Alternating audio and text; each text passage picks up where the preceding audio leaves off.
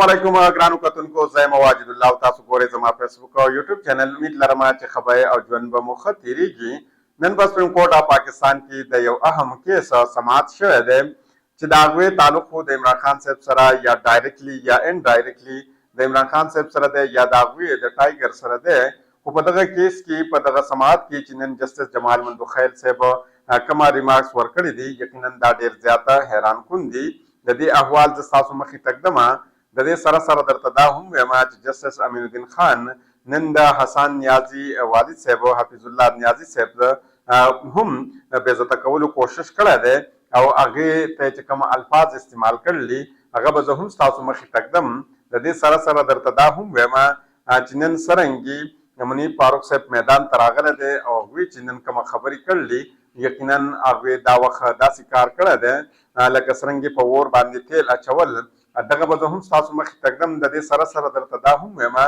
چې عمران خان صاحب پرون یو ټویټ کړی دی او دغه ټویټ کې هغوی د اردلي یو لفظ استعمال کړی دی او د هغې نه بعد د برطانیې یو نشریاتي اداره ده چې هغوی په هغې باندې یو پوره کالم لیکلی دی. خو د پاکستان تحریک انصاف چې څومره اهم رهنماګان دي هغوی نه دا پوسټ پوسټ کړی دی نه هغوی دغه پوسټ د خپل ځای نه کاپي کړی دی نه په خپل ټویټر اکاونټ کې چېرته شیر کړی دی نه پبلش کړی دی او نه هغوی خپل فیسبوک پیج یعنې په یو سوشل میډیا باندې هغوی دا نه دی پبلیک کړی نه د هغې لاندې یو کمنټ کړی دی. دغه به زه هم ستاسو مخې تږدمه. د دې سره سره درته دا هم وایم چې د دې دا ټایمینګ چې کومه دی دا وخت چې کومه دی دا ډېر زیات اهم دی ځکه چې مخکې تاسو ته ما ویلي چې کله یو خبر مخې ته راشي نو تاسو هغه خبر ته کم ګورئ او دا خبر ټایمینګ ته زیات ګورئ چې که په کم وخت کې دا خبر راغلی دی او د دې خبر تیر چاپیره مزید نور هر څه روان دي نو دغه هم زه ستاسو مخې ته ږدم چې د دې دا ټایمینګ دومره زیات اهم ولې دی او د دې په دې ټایمینګ باندې موږ ډېر اهم خبره ولیکو. د ټول نه اول راځو چې دا کومه سماعت شوی دی دا سماعت زه ستاسو مخې ته ږدم او د دې سره سره په دې سماعت کې چې دننه څه شوي دي دغه هم ستاسو مخې ته ږدم. د سپریم کورټ آئینی بینچ سویلین د فوجي عدالتونو ټرایل په فیصلې خلاف اپیل باندې سماعت کړی دی چې په هغه سلسله کې وزارت دفاع وکیل خواجه حارث صاحب چې دی هغوی خپل دلایل ورکړي دي. خواجه حارث صاحب ویلي دي چې سپریم کورټ په تیر شوي وخت کې هم دا حکم ورکړی دی د فوج ماتحت چې څومره سویلین کورټ دی په هغه کې د سویلین کورټ مارشل شوی دی.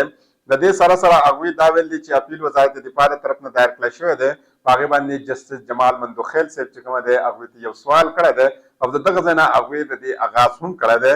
چې آیا وزارت دفاع چې کومه ده دا یو اګزیکټیو اداره نه ده یعنې د هغوی نه دا تپوس کړی چې دا یو اګزیکټیو اداره نه ده اګزیکټیو خلاف کوئی څه قسمه جرم چې کومه ده دا ثابت شي نو هغه اګزیکټیو اداره به په خپله جج جوړیږي او د هغې فیصله به ورکوي. جسټس جمال مندوخیل صاحب دا ریمارکس هم ورکړلی چې په آئین کې دا خبره بالکل واضح ده چې اګزیکټیو د عدلیه کردار نشي ادا کولی او هغې ویلي چې په فوجي عدالتونو کې چې کومه کیس بنیادي د هغه چې کومه د هغې په حوالې سره دغه آئیني سوال دی قانوني فورم چې کله ستا سره موجود وي نو د هغې فورم طرف ته تا ته تلل پکار دي بلکې تاله په خپله جج جوړېدل نه دي پکار. په هغې باندې وزارت وکیل چې وزارت دفاع چې کومه وکیل دی خواجه حارث صاحب هغې ویلی چې بالکل ستاسو خبره صحیح ده او درست ده. جسټس جمال مندوخیل صاحب ورته وویلی چې د آرمي ایکټ صرف مسلح افواج په ممبرانو ته پورې چې کومه دا محدود کړی شوی دی په هغې باندې خواجه حارث صاحب ویلی چې داسې نه ده بلکې آرمي ایکټ صرف آرمډ فورسز پورې محدود نه دی بلکې مختلفو کیټګریز په دې کې شامل دي. هغې ویلی چې په دغه موقع باندې جسټس جمال مندوخیل صاحب ورته وویلي چې آرټیکل 3 فوج د ډسپلین او کارکردګۍ په حوالې سره دی. هغې ویلي چې آیا فوجداري کومه معامله چې کومه د آرټیکل 3 په دې کې شامل کولی شي په آئین کې چې څومره د سټیزن خبره کیږي د یو ملک چې کومه باشندگان دي د هغې خبره کیږي نو هغه ویلي چې په دې کې صرف د باشندگانو خبره نه ده شو بلکې په دې کې د پاکستاني باشندگانو ذکر کړی شوی دی. د وزارت دفاع وکیل ورته وویل چې افواج پاکستان چې کومه د کومه خلک په دغه ښار کې وي یعنې کومه باشندگان چې په پاکستان کې موجود دي چې د هغوی څومره حقوق دي دومره حقوق چې بهراني څومره باشندگان په پاکستان کې ژوند کوي د هغوی هم دومره حقوق دي هغوی هم دومره حقوق لري. په هغې باندې ورته جسټس جمال مندوخیل صاحب ویلي چې سوال دلته هم دقه یو دی چې آیا یو پاکستاني باشندګا یو پاکستاني شهري چې کوم دی یو پاکستاني سټیزن چې کوم دی چې دا کله فوج ته لاړ شي نو آیا د دا بنیادي حقوق چې کوم دي دا ختم کړی شي یا د مزید هم دغه بنیادي حقوق چې کوم دي دغه لري. ملټري کورس معاملہ چې کوم دا آئین د آرټیکل 175 نه مختلفه ده. هغه ویلي چې کله یو باشنده د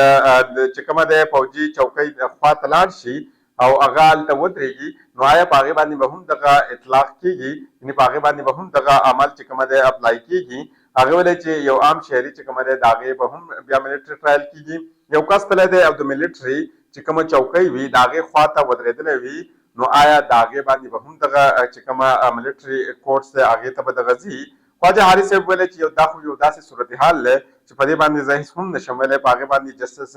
مسرت هلالي ویلي چې دلته هم د ټولو نه اهم سوال خو دقه یو دی او دقه یو سوال چې کوم دی بار بار دغه تپوس کېږي. په د هغې نه بعد جسټس جمال مندوخیل صاحب ویلي چې آرمي ایکټ آرمډ فورسز د فوج د ډسپلن ته د راتلو دپاره راوړی شوی دی. هغه ویلي زموږ په ملک کې 14 کاله پورې مارشل لا هم نافظ کړی شوی ده. هغې ویلي چې فرض که یو کس د آرمي چیک پوسټ خواته لاړ شي او هلته د تلو کوشش وکړي نو آیا آرمډ فورسز د فرایض خلاف چې کومه دی په دې کې خلل اچولو مترادف به وي. دا یعنې دلته د ده نه دا یو سوال کړی دی. یعنې په دې کې چې نن جسټس جمال مندوخیل صاحب دا کوم ریمارکس ورکړي یقینا دا ډېر زیات حیران کن ریمارکس ورکړي او یقینا د سیستم او نظام دغه رنګ توقع نه کوله یقینا د هغوی د طرف نه راغلي. که موږ وګورو نو دا دوه رکني آئیني بینچ و هغوی د فوجي عدالتونو سویلین ټرایل مطابق دا کیس سماعت کړی دی. خو د دې په حوالې سره هلته موجود یو صحافي و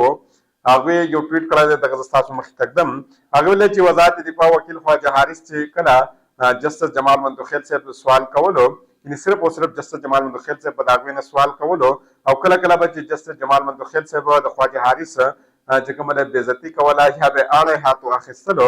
جسټس امین الدین خان او جسټس مظهر چې کومه دی هغوی ته به دا ډېر زیات ناخوشګوار چې کومه ده ګرځېدل او کله کله خو به هغوی د جواب ورکولو کوشش کاوه او چې کله به جواب نه جوړېدو نو هغوی به بیا دا ډېر بد ګڼلې چې دا آخر د دوی څه کوي. دا هلته چې کومه موجود کوټ ریپورټر و د هغه د طرف نه دا خبره مخې ته راغله. راځو او د حسن نیازي والد صاحب چې کومه دی حفیظ الله نیازي هغه په روسټرم باندې راغی. جسټس امین الدین خان چې کومه دی هغوی د بېعزته کولو کوشش وکړو. هغې ته وویل چې ته پرېږده بس هېڅ خبره نه ده ته به اوس بیا دلته سیاسي خبره کوې. نو په هغې ورته حفیظ الله نیازي صاحب جواب ورکړو چې زه دلته بالکل سیاسي خبره نه کوم. هغې ویلې چې ملزمانو فیصلې چې کومه دي د جیلونو نه د فیصلې مطابق د جیلونو نه رامنتقل شوي دي عام جیلونو ته. خو هغې ویلې چې کومه ملزمان چې نور کومه ملزمان هلته موجود دي د هغې رنګې چې څومره هغوی ته کوم حقوق ملاویږي نو دا ملټري کوټونو نه کورټس نه یا ملټري جیل نه چې کومه کسان راغلي کوم ملزمان راغلي دي هغوی ته هغه حقوق نه ملاویږي. هغې ویلې چې د دوی سره هغه قسمه برتاو کېږي کومه برتاو چې د دوی سره په ملټري کورټس کې کېدلو یا هلته په حراست کې د دوی سره کېدلو. هغوی ویلې چې په دې عام جیلونو کې هم دوی په های زون کې ساتل دي یعنې هغوی ویلې چې دوی ته هغه حقوق نه ملاویږي. نو په هغې باندې چې هغوی دا هم ویلې چې موږ ته د فوجي عدالتونو نه د دې فیصلو کاپیانې هم نه ملاویږي. هغه ویل چې دلته صرف دا ډکلیئر کړله چې دا یا معصوم دی یا مجرم دی د دې نه علاوه په دې کې هېڅ قسمه نور څه نشته. نو په هغې باندې آئیني بینچ چې کومه ده هغې ایډوکیټ جنرال پنجاب نه د پنجاب د حده پورې چې څومره جیلونه دي ملزمان ته چې کومه سهولیات ملاویږي د هغې مطابق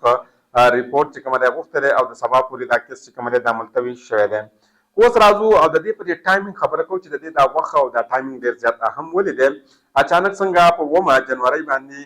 د آئیني بینچ دا کیس دوباره د سماعت لپاره مقرر کیږي او د دې سره چې نور څومره کیسونه دي هغه ټوټل کیسونه ختمیږي او صرف او صرف دغه یو کیس چې کوم دی دغه اورولی کیږي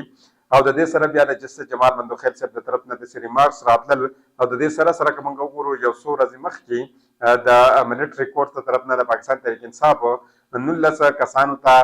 چې کومه دی د هغوی د طرف نه هغوی ته معافي ملاوېدل. یقینا دا هر څه چې کومه دی دا یو سمبالیک خبره ده خو دا یو تشویشناک خبره نه ده ځکه چې کومه ملټري کورټس کې د سویلین ټرایل دی د دې په حوالې سره په پاکستان باندې انټرنیشنلي بہت ډېر زیات پریشر دی ځکه چې د یورپ یونین خبره که موږ وکړو د برطانیه خبره موږ وکړو که موږ د امریکا خبره وکړو نو د هغوی د طرف نه په دې باندې د تشویش اظهار شوی دی او تر دې پورې چې د پاکستان کومه بیلسټیک مزایل دی په هغې باندې د سنشن خبرې هم کېږي په هغې باندې د پابندۍ خبرې هم لګیا دي او روانې دي.